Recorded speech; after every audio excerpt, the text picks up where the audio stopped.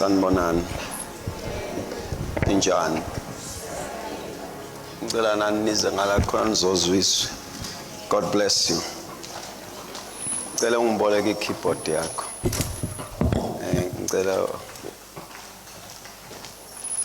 Amen and amen. Sisi uNcebakazi. Sibonga ithuba uNkulunkulu alivule ngawo kuba sibe khona la. Sizokhonza more than anything. We came intentionally with sizokhonza. And we thank God for that.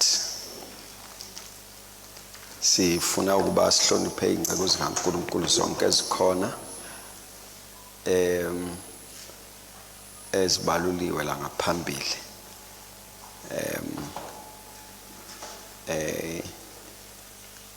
Khona into engiyivulayo la manje angifuni ukuthi ngithi ngiyayivula kanti ayikho. Kuyenzeka iphepha lentshumayelo lilahleke laba bashumayo bayazi ukuthi uyama kade ulumake kahle ukuthi ushuthe kephi. So ukuthi we bathandwa yeke inhlanhla kanti usofuna iphepha ufuna iphepha lentshumayelo alisekho.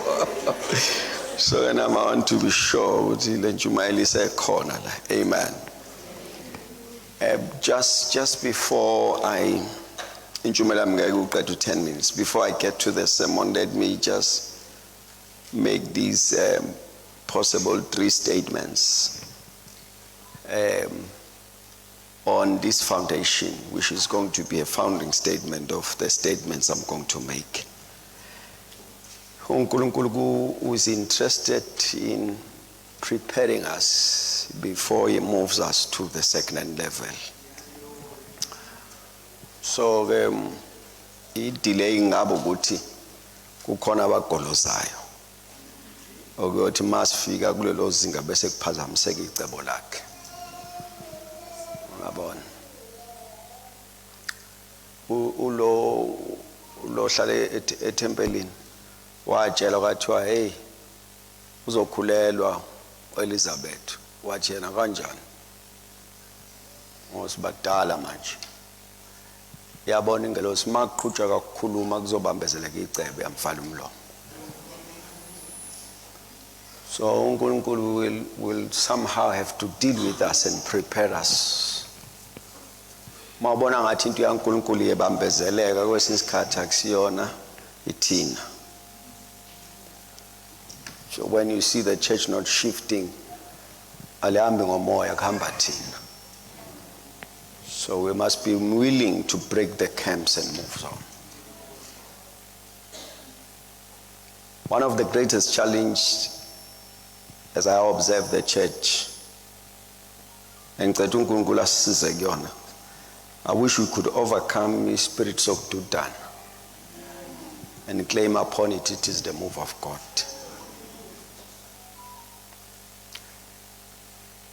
Mangpinde. One of the things saying uNkulunkulu uzofana size kuyona because enye yezinto esibambezele uma khona igroup eke yadudana with a particular doctrine bese conclude ukuthi yona imove kaNkulunkulu mawungekho kusho ukuthi awukho.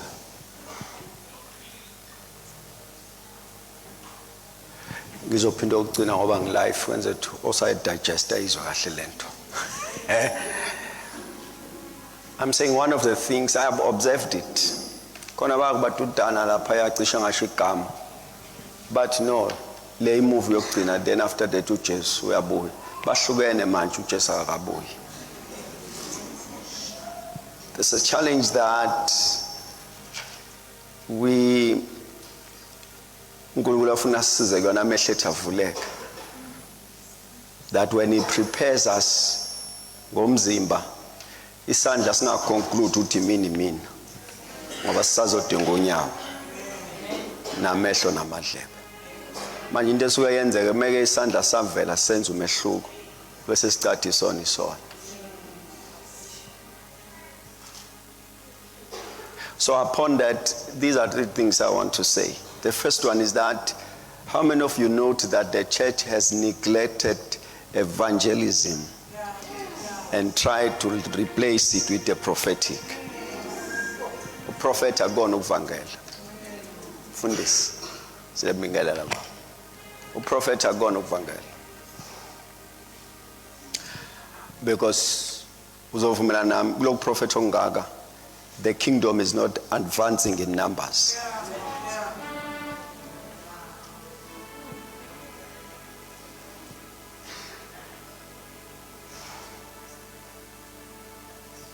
Ngifike nonkosikazi wami nengane zami njengoba kushiwo. Ngithi ice break le ngoba ngiyabona sengibuka kaphi. Mina ngicela ngizoqeda ukushumayela nihlekela. So khala ku 3 minutes wasekugcineni akuzosuka ishingishana. Unkosikazi wami nengane zami, my boy uyi-soccer star useMaritzburg manje uyadlala khona. Now umadlala nangu Ushusha Nyamaza was here with him. There's my boy there, music director wasesontweni. I'm saying we have made an error in the body of Christ to conclude that the prophetic is evangelism. We neglected the winning of soul. Ngale is prophet. Hence ke siduka kangaka. Mawufuna ukwazi isonto liduke nini kakhulu, liduke ngesikhathi sokubona. Efana ngaba siduke ngempela. Mithi mawufuna ukwazi siduke nini in the kingdom of God, in the body of Christ, siduke ngesikhathi sokubona. La ufana ngaba siduke ngempela. Because this is what is happening. uNkulunkulu esivezela esinye isiphiwe kade sizitshiwe sidedela lesi.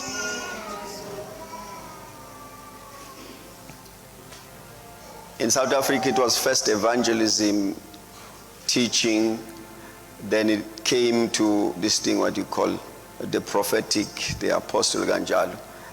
And then the mindset to the body of Christ, kushuthi evangelism, nalenti teaching, the pastoring, I send away.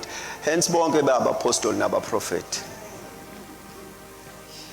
Nalo phambi kwakho prophet. So angilu namuntu. Because the mind says the only thing that is acceptable in the body of Christ in nowadays, prophet and apostle. Mina sengicanga ukuya yonke ngubu Dr. Msimanga.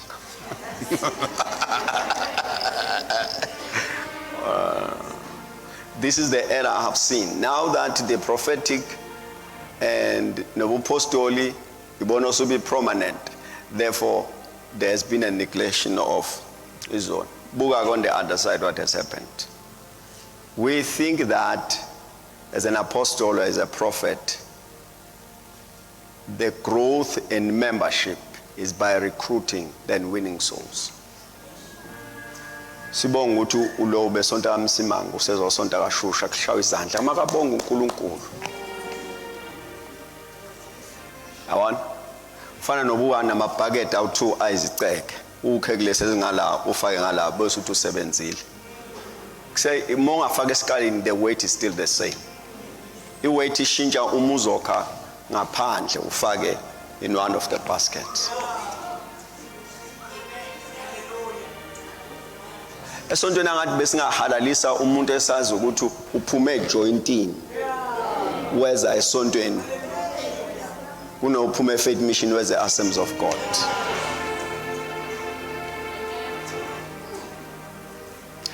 This is part one where the church is failing in winning souls. Now we can be honest with you.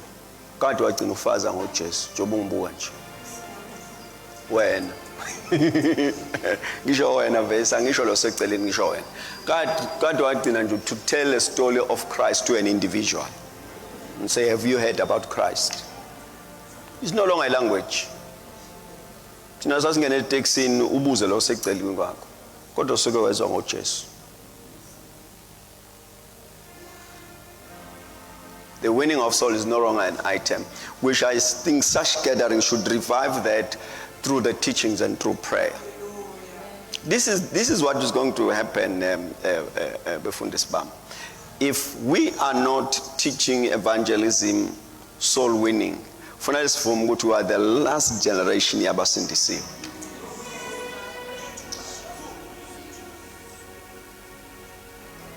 Abazwanga. Ngithi kuzofanele sivume ukuthi insindiso izophela ngathi. Because lokusindisa kwami ngatshelwa umuntu wangishumayeza usashona nalo wangishumayeza. Ngaqhubeka ngisindisiwe engasekho yena. So ku impossible ukuthi ngaba automatic kusuke kumina kuye komunye if ngivalile umlomo. If we are not saying anything, angazi noma inkonzo ngiyayiphazamisa yini noma ngiyayidusa noma wenza kanjani. Ne right? If you are not saying anything about Jesus, funa wathi insindiso izogcina ngawo. If there's a treasure ufanele uyijabulele is to pass on the gospel.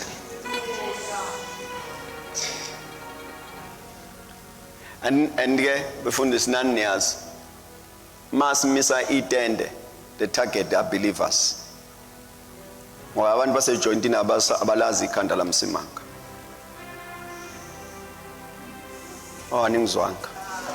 Ngithi umuntu ozidakelwa ijiki ohamba yonke imicimbi yala ikhanda la Msimanga akalazi. So mawufaka ipost ufaka ikhanda la Msimanga sesiyazi the target abazalwane. Nani ke bazalwane bese nenza kabike because if you know ukuthi lo Msimanga konke azoyikhuluma engashintsha ubomi waye ungabalandi bonke lapha.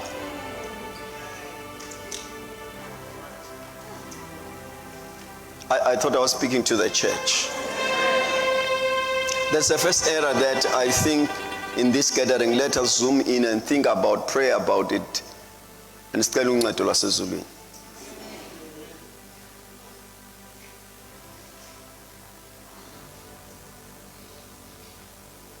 Second thing, and yes, next day. Second thing, nangiyazimema manje ngisaluke ngilinde uthi niyongimema ningimeme ngiyofika ngizicele lithuba. The second thing that we will have to do, this one is to those whom God has called them ukuthi bame pulpit. Noma sonke sesikujahile kwize pulpit, but this is specific for those who are called into a fivefold ministry. The second thing is our doctrine. What is it that we are teaching? Lento ingambamba inomuntu singekho thina. Imiss. Ani abantu manje makushumela ungathi sishumelela ama marks.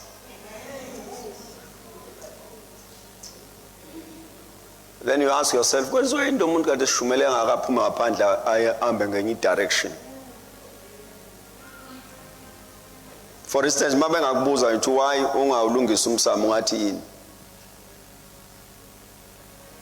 There's no doctrine in church. Sesiyakushumayeza ukuthi unikele manje.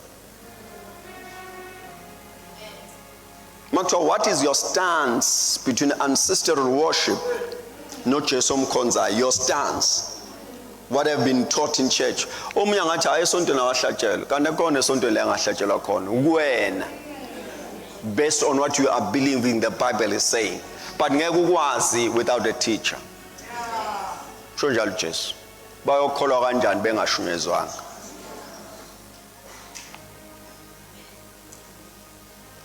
I pray to God that bancipha abafundisa abashumela ukuthi bangabantu abazosukuma amayishumayela nabazoletha imali phambili. Kwande abantu will give substance that will sustain an individual when there is no keyboard, no preacher, no intercessor. Ume nje uwedwa umiswe imfundiso ekuwena.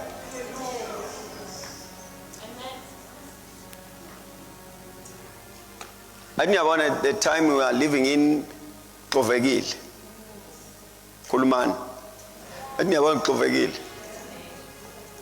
We thought, some of the people that we thought, prophetic, some of the people that we thought they preaching Christ, bafikelwa isikhathi sendlala, banikezwa ama-off. Kwasho ukuthi lo Jesu bebengamfundanga kahle. no singaze silwe nabo nje asiyiqale lapho before sibagxeke lo Christ bebengamfundanga kahle. So there's a need for us as a church to redefine all our doctrine. Sithini ngomoya ngcwele, sithini ngehlozi. Sithini ngesithunywa, sithini ngomoya ngcwele. So that there's no mix.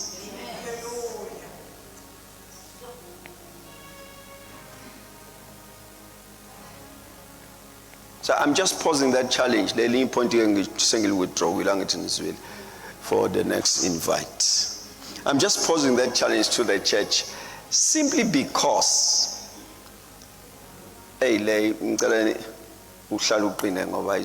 simply because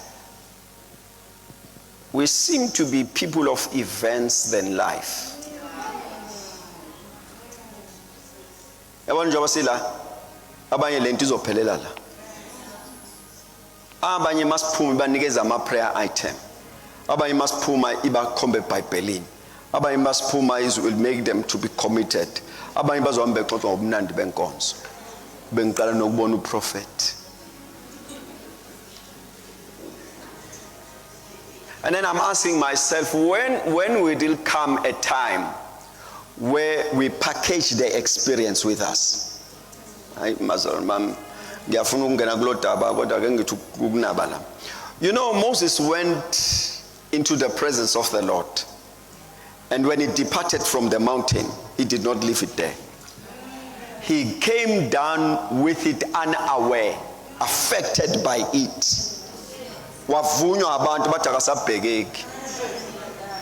This is what is missing. Then I'm asking myself, are we emotionally moved, or it's an experience of his presence?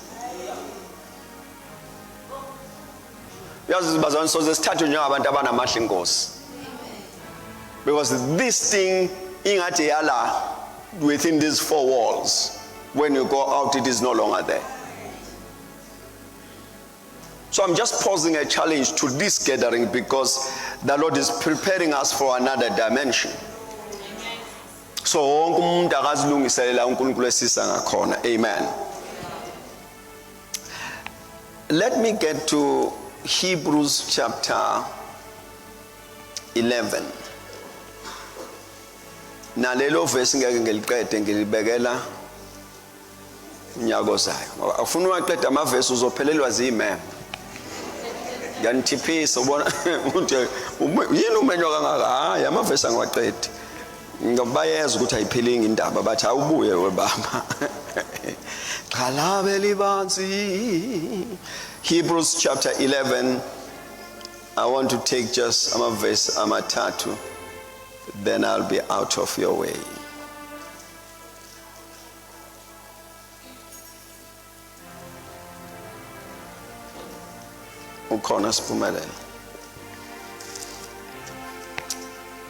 There's something I want to point out. I'm saying from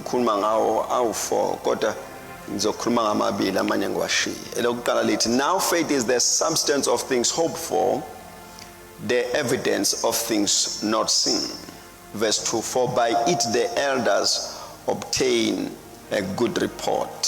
Verse 3, through faith we understand that the worlds were framed by the word of God, so that the things which are seen were not made of the things which do appear. Verses number 6. But without faith it is impossible to please him. For he that cometh to God must believe that he is, and that is a rewarder of them that diligently seek him. May the Lord bless the reading of his word. Amen. Manje singene sekunikeliwe umoya mesuphakeme ngizokhohle ukuthatha imali kulabe ngifike nabo obumnikelo afuni phela ningenzela izinkinga la sithenjwe kangaka kule nkonzo thina wethu umnikelo so uphi host wenu nophi organization wethu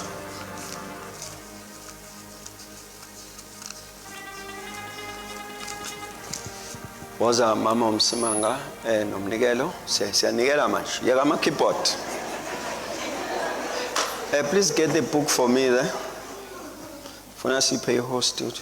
Ithenga ubanana kudla ubanana la. Woza nishusha naqhubisela nje ngiqoqa manje. Enzani manje? Jesu uyabuya anikele. Ngizongena kuliphi izulu. Nabekaziza la ngaphambili. Ngifuna ukuphi incwadi. This one. Lona ke usibusisile. Wema usibusi. I have written a book, as some of you are aware, Introduction to Faith. It's Yama volumes of 5. The first volume has come out, and I thought angiyithathe kanje bese ngifaka imali iningi le mali idlule ku 1000 ama restaurant ala more 50 rand you covered kodwa la hey sorry Favor, God bless you dear. That's my daughter Favor. Manje na incwadi kune statement kungulangiza sona many years ago esithi liyabasebenzela abalikholwayo ngibhalile ngasayini. God bless you. Siyabonga. Amen.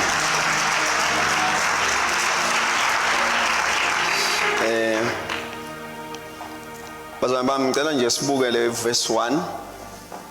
Sengiselele imizuzu elishumi. Ngicela sibuke nje verse 1 and see if we can conclude from there. The statement says, now faith is the substance of things hoped for, the evidence of things not seen. Kuna translation, it now faith is the reality of things hoped for. Kona enye eti now faith is the proof of things hoped for. Bese kuba khona eti faith is the confirmation of the things you are hoping for. Bese kuba khona eti faith is the assurance of the things you are hoping for. Bese amplified ifaka ukuthi faith is a title deed of the things you are hoping for. Faith is the substance, is a proof, is the assurance, is the reality, is the confirmation, is the title deed of the things that you are hoping for. My first point, the statement there says, never hope in the absence of faith. For you will die hoping without manifestation. Right? Uthi Msimanga ayigithi uma kunento othemba ukuba nayo ungabheke yona bheka ukholo ngoba ukholo luyisiqiniseko sokuthi kugcina kunjalo. This is where motivation differs from inspiration, because inspiration push you to faith, motivation push you to hope, and the hope is dependent on faith to be true. When there's something that you are hoping for, faith is a must. Uma kunento othemba ukuba nayo, uma kunento othemba ukuyibona, uma kunento othemba ukuba yiyo, the requirement is faith. Uma ungabona ukholo so unesiqiniseko sokuthi kugcina kunjalo. To an extent that you are able to speak from faith ukuthi sekunjalo kungakabi njalo kuze kube njalo. Mangphinde. If there's something that you are hoping for, faith becomes a proof of possibilities. It becomes an assurance of possibilities. Luthi nje ukholo kuzoba njalo. Hence I'm saying never hope in the absence of faith. Let me put it this way. Uma ulambile, unemali endlini, isinkwa singekho. Imali onayo ilingana imali yesinko. Masifika endlini isinko asingekho unemali yesinko. Sikubuza ukuthi uzodlana uthi isinko. Because this money is the assurance of what you are hoping for. It is a proof of what you are hoping for. sikhona singekho. Ngoba thina masifika sibuka 20 rand wena ubuka 5. Ingakho masithi awuthi ngiyothenga airtime bese uthi wena ngizodlana. Imali ayidliwe because kuwena akusesiyeni 20 rand sekuyi5. So whosoever is in faith has a proof that the hope will come true. No, right? So you look at faith, then you are assured kuzobanje. So last funda khona kuthiwa then faith is the substance, is the proof. Ngithanda le amplified ethi faith is a title deed. Ititle. Yini ititle? Ititle is the document of ownership. Iphepha elibhalwe ukuthi umuzo wakho. Ngamanye amazwi umuzo osephaketheni owangempela usemhlabeni. Mabethi abantu osikhombisa umuzo wakho awukhombi indonga ukhombi iphepha ngoba le phepha lidlula izindonga. Ayi. So mawunaleli phepha leza indonga ezakho ngephepha noma ungaba namandla okungena kulowo muzi uma iphepha lingekho awukwazi ukhishwa namandla akho. Noma ungafika ufaka ifurniture uhlobise iphepha malingekho. The weight of the paper lidlula izindonga. So faith is a title deed. This is to say, whenever when you have faith, kusho ukuthi leyo nto themba ukuba yiyo no themba ukuba nayo eyakho. Se make wakholwa so ibhala igama lakho. And then he continues and says, it is the evidence of things not seen. Note that those abaziyo. Mathiwa letha ubufakazi kusuke kuthiwa yisho into oyibonile. Angithi niyazwa? Mathiwa yisho ubufakazi kuthiwa yisho into oyibonile noma oyizwile. Manje ufike enkantolo kuthiwa right indaba yasenzo meyo kanjani njani. Ngeke uthi hayi yazi nami ngicela ukubeka la. Lo senzo wadujulo sibani wawulaphi? Because you bring evidence from what you heard or what you saw. Usisi lo befakaza khona manje nje uyasitshela ukuthi no ngezoqhuma isibhamu ngabona abantu bebaleka. Angithi yabona that's evidence. Kuthiwa then ke faith is the evidence of things not seen. The statement says osekholiwe uyakwazi ukubona la bangaboni khona. Ufika izwi la litshela lo mama lithi mama kunoJesu wenza imhlolo. Lo mama 12 years uyagula. KunoJesu wenza umhlolo. Hey lo mama izwe le ndaba yaJesu ithi mayigcwala ngaphakathi kuyena uthi hayi lo Jesu menza into ezingaka hayi nami lo Jesu fake ngimbona ngimthinta umphetho wengubo ngiphile. Note the statement of the woman uthi ngizothinta umphetho wengubo. La umama uzwe ngoJesu othinta abantu hayi uJesu othintwayo. Manje umbuzo mama ubuthatha apha ubufakazi bokuthi uma umthinta uzophila ngoba abaphilile ubathintile. Umama wathi mebuyela ngaphakathi wafica ukholo luningi. It became the evidence of things not seen. Whosoever is in faith unesiqiniseko unobufakazi. Usho ngamanye amazwi make wathi uyabheka wathola kugcwele ukholo ngalawo ubufakazi ngala isiqiniseko of things hoped for, of things not seen. Angakaboni lutho kodwa sengikholiwe. And manje lokukholwa ukuthi sekunjalo. Aniyayizwa lento bazami. So this then says to you akekho basokukholweni ngabuya aduka lahlekelwe ashone phansi afeyile ngoba ngala you are carrying the assurance, ngala you are carrying evidence. So wherever you show up, and uJesu sitshelile kuMark 11 wathi okholwayo all things are possible. Okholwayo akukho ngenzeki because you have evidence and you have proof. Now impilo engifuna nginibeke kuyona ke as I journey with you in this verse. And then verses number 2 says to us, for by it the faith, which is the evidence, and the faith, which is the substance. For by it the elders obtain a good report. Uthi uma kuukuthi le ndaba yokuthi ukholo lubufakazi, ukholo luyisiqiniseko, iyakubhida. Hamba uyobuka uNoah.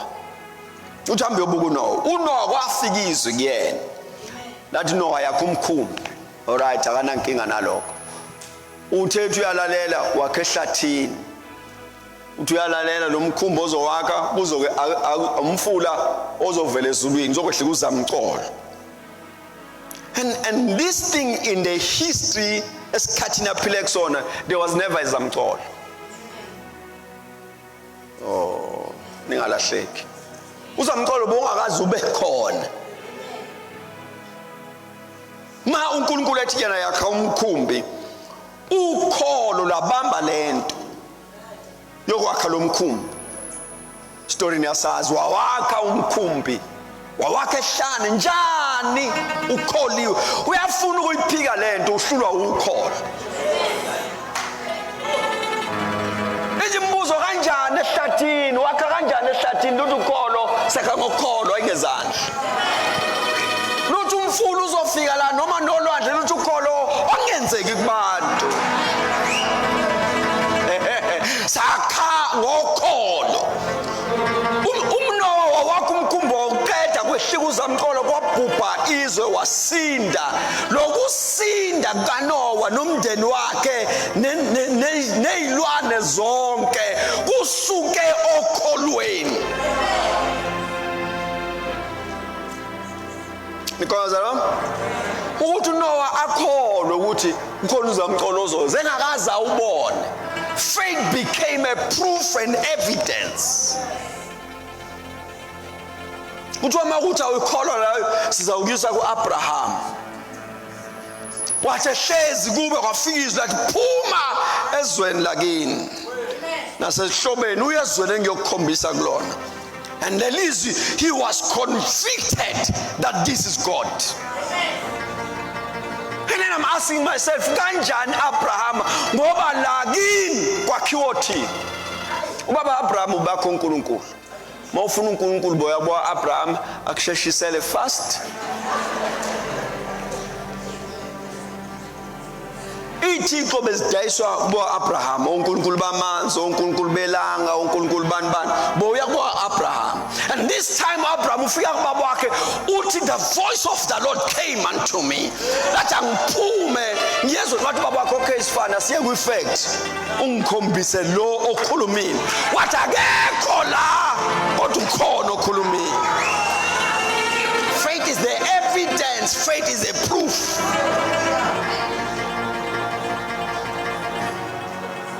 So kuthiwa ke if you are looking to this subject of faith, zokuthatha sokubeke kuEnoch. uEnoch owayengenalo isonta kulona. uEnoch wayengenamfundisi. Kulungiswa lento yokholo. Ithi incwadi engcwele, Enoch walked with God and he was normal.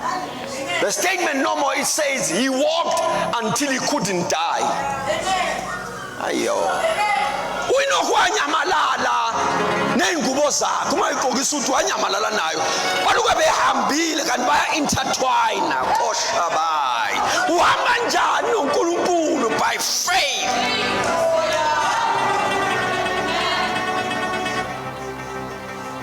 Now uthi umbhali bonke laba ababhalwe kumaHebheru akekho noyedwa who did not receive a good report.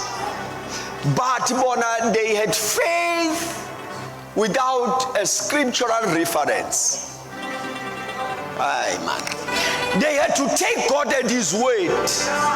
That's why ayike incwadi Oshanai, ayike incwadi ebhaliwe abathi hayi verse kulotshwa, ayike into elotshiwe. Babefika abathi the Lord has spoken. Bamthathe uNkulunkulu ezwini labo. Kanjani Msimanga? Faith is the evidence. Faith is the proof. Imkholwa ngambonanga ngimkholwa ngafundanga lutho phansi. Now, as I'm going to move to the last verse. Now the statement there says, lento yokukholwa ungasayibuka nento ezanywayo. It has been proven to be working. Then it was handed over to us. Oh, ningalahleki. Kuthiwa lento yokukholwa ungasayibuka njengento ezamayo ukuthi kazi kuzolunga yini. No, kugarantiwe ngoba kuthiwa uma ifika kuNoah kube kuyisample kutest ukuthi ingenzeka yini. Uma ifika kuAbraham bekutest, uma ifika kuEnoch bekutest, uma ifika kuAbel beyitestwa lento yokukholwa. Kuthiwa kubona bonke ithe isatestwa bonke they had a good report. Akekho who failed in faith. Bese kuthiwa upon that nawe ngithatheka. So the principle of faith bantwana basekhaya akusimgomo oshunyayelwa ngoba kuyisikhathi kwe particular move yabona in the body of Christ. It is the principle of all times. Both the Old and the New Testament, they agree on this principle of faith. We preach about this. This guy, Moses. Moses, we preach and it's true. We say he did not enter the promised land based on his disobedience. And that is true on a literal value. Yogutu uyashumayela. Kodwa mawufunda Numbers 20:12 ayisho njalo. Is it 12:20 or 12, something like that? Ayisho njalo. Ithi uNkulunkulu wathi Moses, now Aaron izandla. Wena Moses ngeke usangena lapha. Ngoba uzange wangikholwa. Ayisho ngoba uzange ungilalelanga. And because you did not believe me. My mawubuza ukuthi ubezokholwa kanjani? Uthi uNkulunkulu, if you believe me you would have made me to be different. Uthi labantu bebezongibona ngihlukile ukuba wena ungikholiwe. Uthi upon that kulabantu ngiyafana. Therefore yenza kanjena. Buka izwe siyakulona ngeke usangene. Mawufuna ukwazi ukuthi uNkulunkulu noMoses bayaxabanaphi okukholweni. And then I was saying to myself befundisi bami, no, we have to go uNkulunkulu befanele sibonisane naye ukuthi Moses khumbula phela. Thixo uMoses wenzile imhlolo emikhulu kabe Egypt, imhlolo ishumi kanjalo.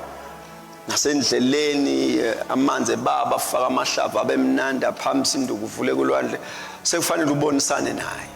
Nithi hayi cha kodwa ke Moses salusungena ngoba ke selilidi ibanga manje ngilinyazwa ivesi esolifunde elandelayo for without faith it is impossible akunakwenzeka kuba uthokozisa uThixo.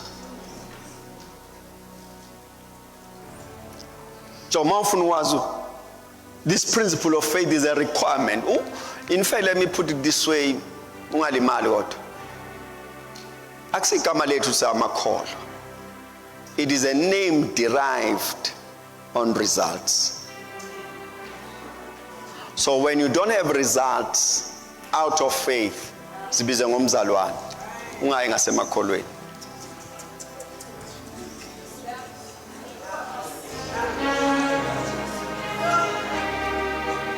Mangphinde leli gama lokuthi siyamakholwa lithathwa, let me put it this way, in the book of Acts kuthiwa abafundi bakaJesu igama labo lashintsha eAntioch, kuthiwa lashintshwa abahedeni. Ola longo kuthiwa abafundi bakaJesu, kuthiwa abahedeni babuka abafundi baJesu bafana noJesu abambona.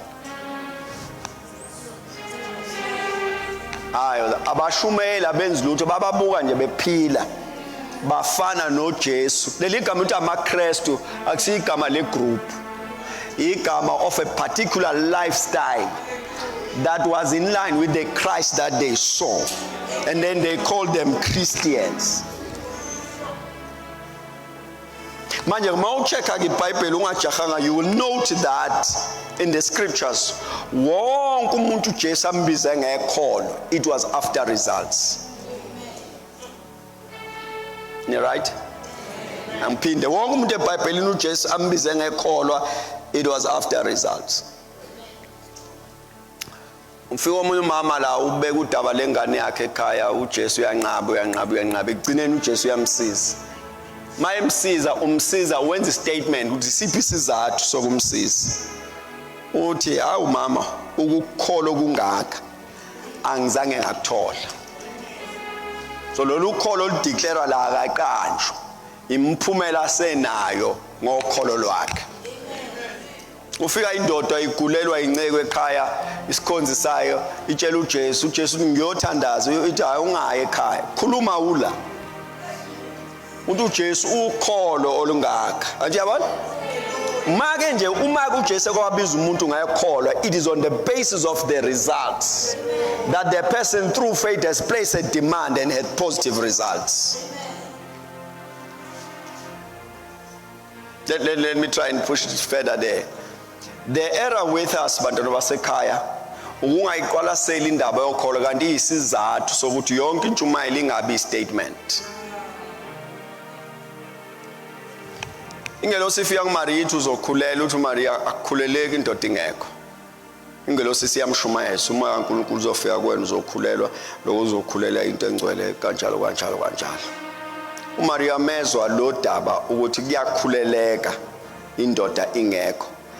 Ashintshe statement, angabisasho ukuthi ngidinga indoda. Athi makube kimi njengokusho kwamazwi. Ngicela le statement saMaria. Le statement saMaria makuthiwa sisisho nje njengabantu bala eClaysdale. Singathi ingelosi yathi mayiqeda ukusho wathi uMaria angimitheke phela. Because uMaria wathi ngifuna la makuxoxo. Kuthiwe le ntombazane kwenzakala nithiwa kwafika ingelosi yakhuluma naye. And the end result ilokumitha kwakhe. Ngathi ngayizwa leyo. Makuthiwa nje uMaria wafuna esigodini uxoxo. Kuthiwa lo wahlangana nezwi lilethwe ingelosi. Wasethatha ishape yalelo lizwi. Ngizawuphinda ukugcina. uMaria wayefuna ukuthi makuxoxwa ngaye nje endaweni nohlangana naye athi sekwenze kanjani manje wama kanje wahlangana nengelosi yamnikizwa. Ukholo lathi ungabisaba ngenye into fana nalokusho kwengelosi. Ukholo luzonqaba ukuthi sowuzwilizwi and you continue the same. Isihlahla somkhiwane is a proven example ukuthi la ke lafika khona izwi, you take the shape of the word. uJesu wakhuluma manje isihlahla ungabe kusadla umuntu ngakusasa ekseni uPetro uthi sesome kusuke impandeni sathi isihlahla ngiyanqaba to continue the same sekufika izwi kimi.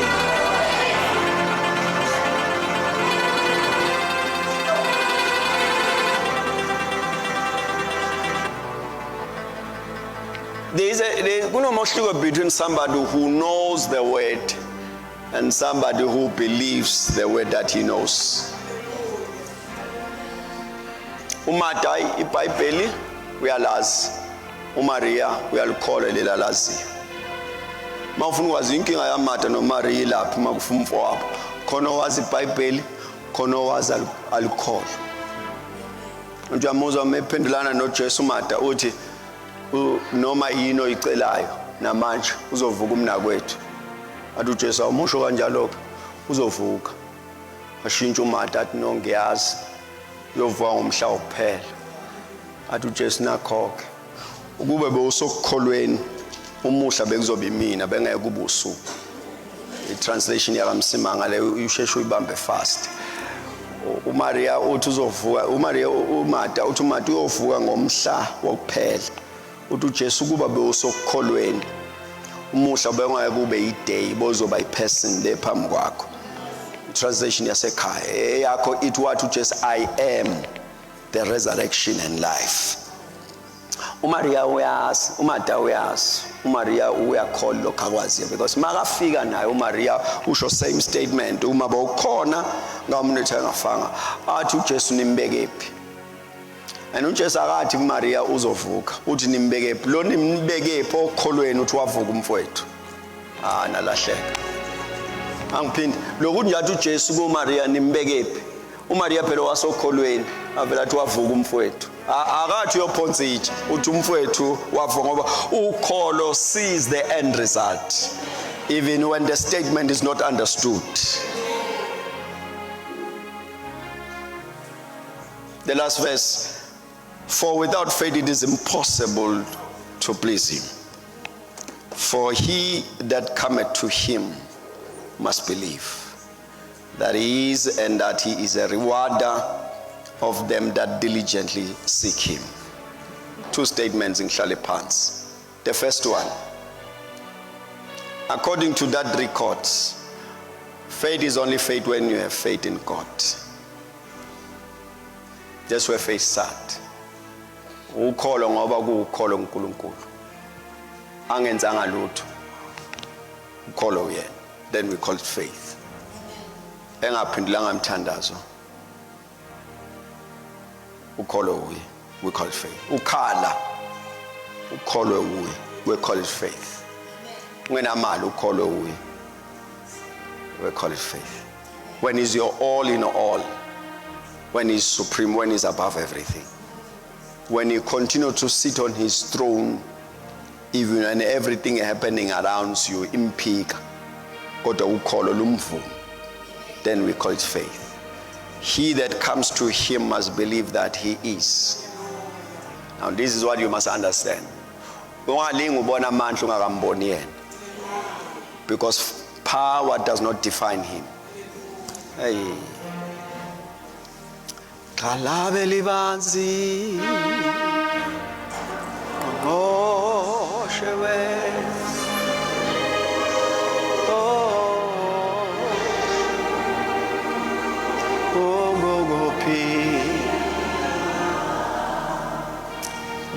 This is one thing sengiyavana. Ungalingi uvuma ukubona amandla ungambonanga.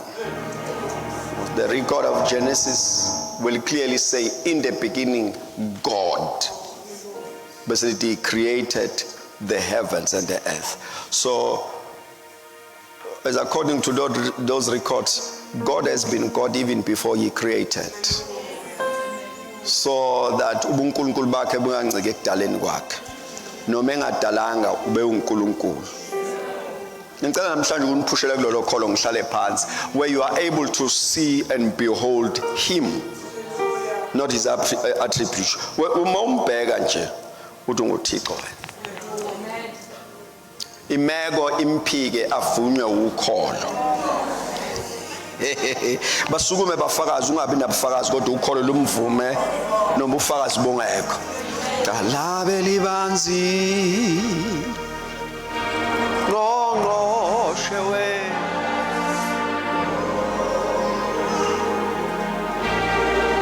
wena ungokuphila. Faith is only faith when it is faith in him. When you can continue to see him when everything denies him, then we call it faith.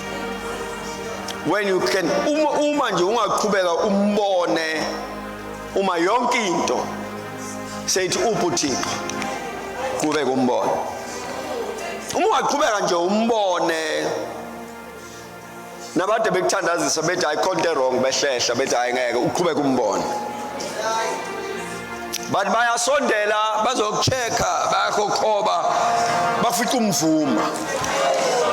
Koshadai basibuza uthi umvuma njani ngoba imeko iyamphika. Kalabe libanzi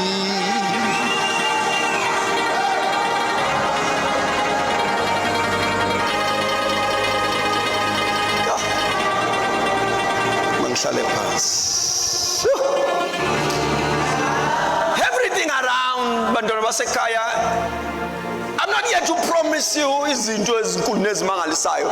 Ngicela ukukuthembisa uNkulunkulu. Shaddai, Eda Vosha.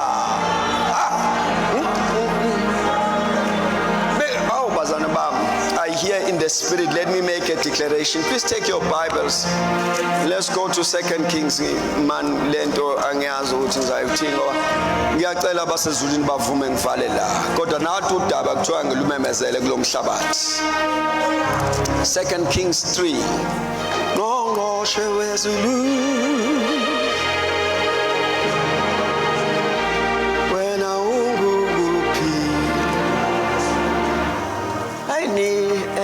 Oh, are you there? 2 Kings chapter number 3. No,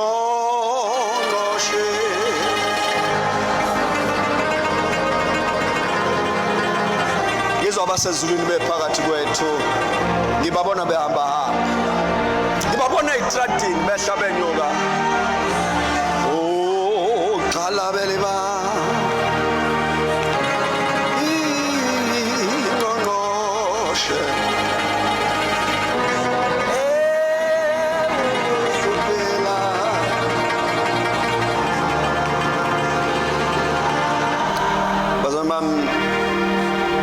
ngicela nje ukwenza nasi isimemezelo, verses number 17. For thus said the Lord, you shall not see the wind, neither shall ye see the rain, yet the valley,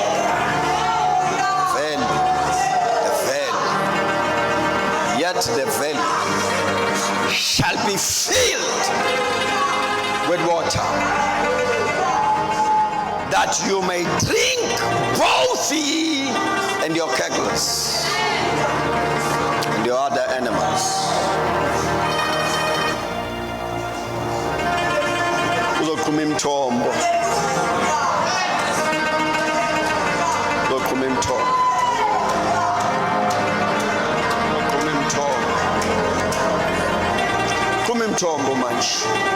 You shall not see the rain, nor shall you see the wind, but the valley shall be filled. There shall be no signs, but the valley.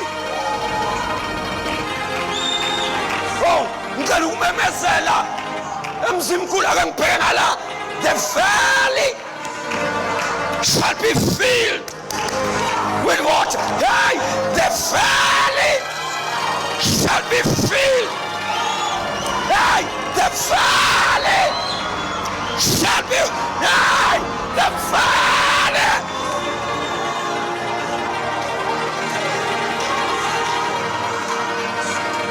Ashamahaya.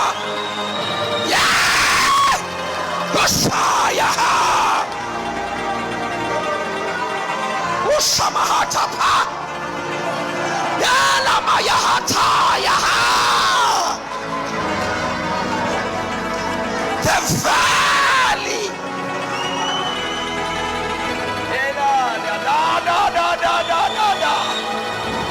Ooh. Ooh. Yelala.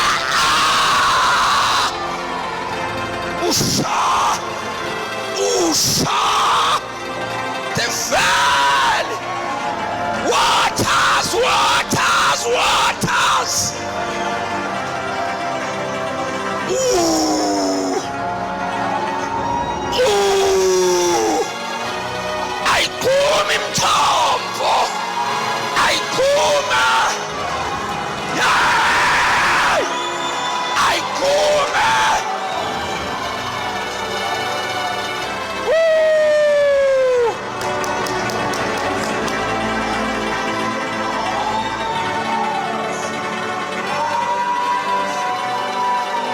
Waters are catching.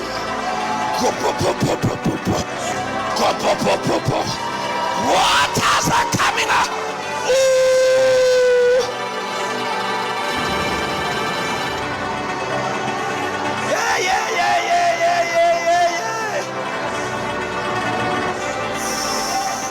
Shanaya. Okasada. Oshaya. Washaba, waters,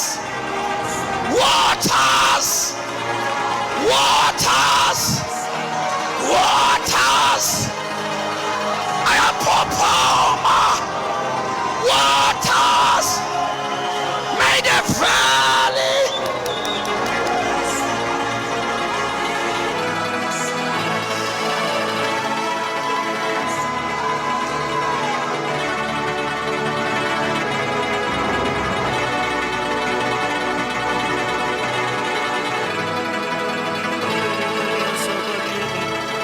Shamani hele Mariana Mariana Salamani hele Mariana La Mariana Mariana Shamani hele Mariana Shamani hele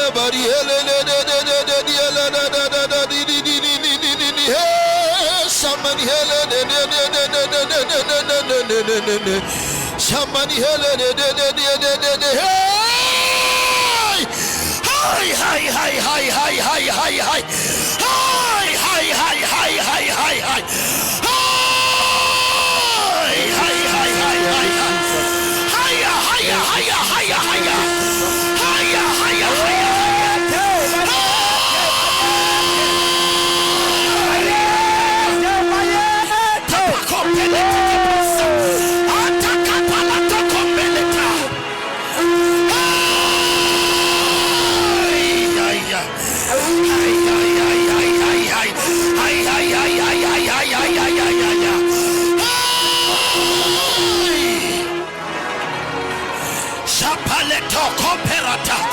Zepalata kapalato kombelata Zepapato kombele tekepa Ikwata pale tekepa loso Ekapata kambele tekepa Akwatele tekepa lata Ipapato loto kopelete Atatanda lata kapa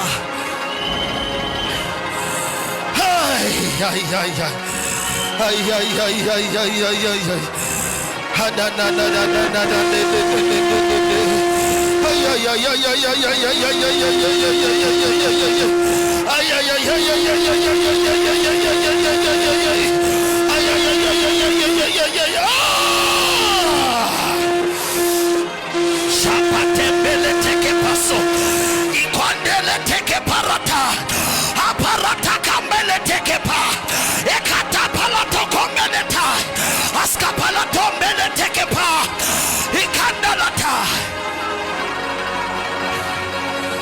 Shamalan yelene maniana ni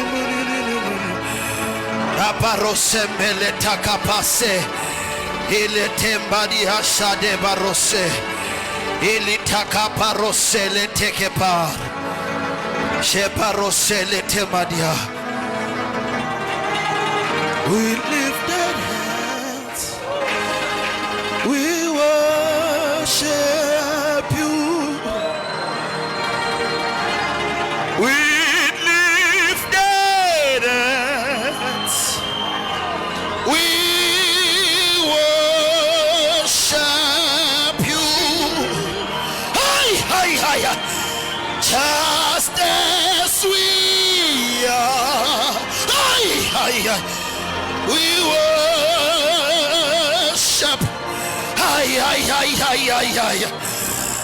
We lifted hands, we worship you, just as we are. We worship. Hey, we bow before you. Shapalatakapé. We honor you, just as we are. We worship you, Lord. We bow before you. Hey, we honor you, just as we are. We worship. Hey, we are your children. We love you. Hey, yeah, yeah, yeah, yeah, yeah, yeah, yeah, yeah, yeah, yeah, yeah, yeah. We are your children. We love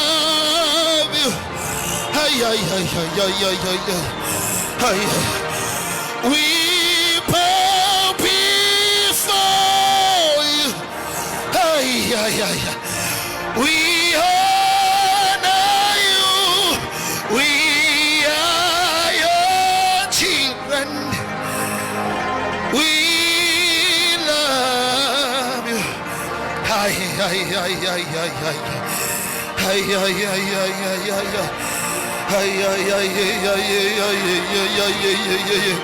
Ilini maniane mariana lini manini minini silini maniana manini maniana madene mare silimanana na mariana manini mariana ne mariana ne hari maniele de baria sale de bariande la mariana ay